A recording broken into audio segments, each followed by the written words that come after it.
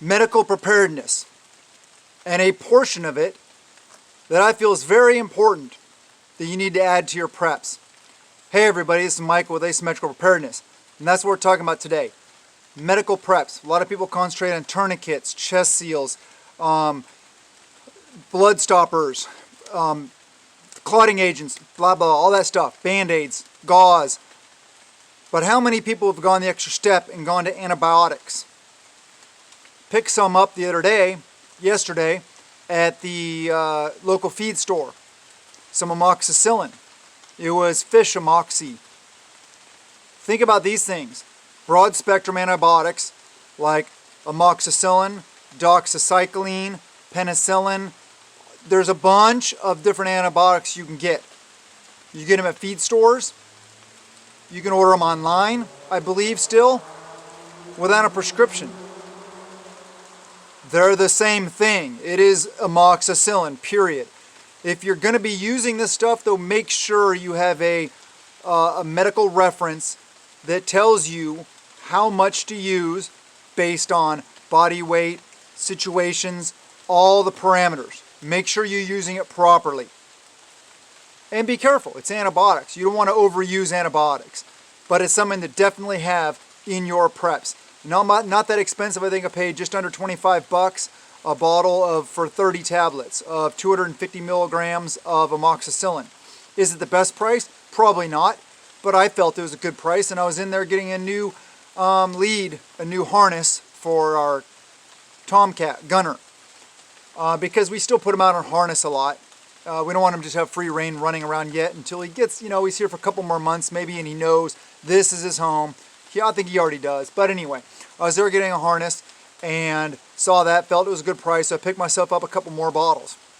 But like I said, have a variety of them also. All the different cyclines and acylins and all this stuff like that. Some are more expensive than others. I believe doxycycline is probably about twice the price as amoxicillin. So you got to think about that when you're budgeting. But get different ones. Know how to use them.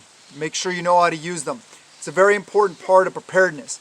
Medical, we talk a lot about airways, CPR, first aid, trauma medicine, all those kind of things. But if you are cut, injured, whatever, in SHTF, and maybe you pay close attention to the wound because you're not in the hospital, so you have to take care of yourself and or those around you.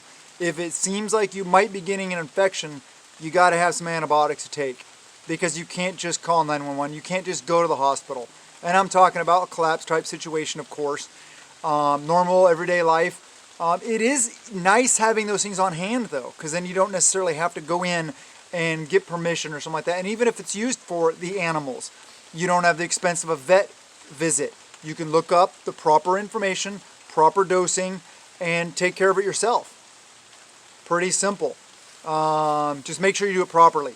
I'm not a trained medical person here, officially trained or licensed. So what I'm saying is be smart about it, but stockpile antibiotics. You can get them at feed stores, pet stores, depending on what there is in your area and what they have in stock at specific locations. But it's a very good thing to add to your preps. Anyway, I love you guys. Please subscribe. Please hit the like button, comment below, share the videos, anything you do to help with the algorithm. We're getting hit again, of course, because they just don't like you. They don't like me. They don't like us. They don't like people empowering themselves and preparing and more self-sustainable, stuff like that. They want people under their thumb, under their control, and we won't be controlled. So anything you can do to help with the algorithm, I really appreciate it. Keep on prepping, and remember, prep out of peace of mind, not out of fear. I love you guys. Have a wonderful day, and blessings to you and yours.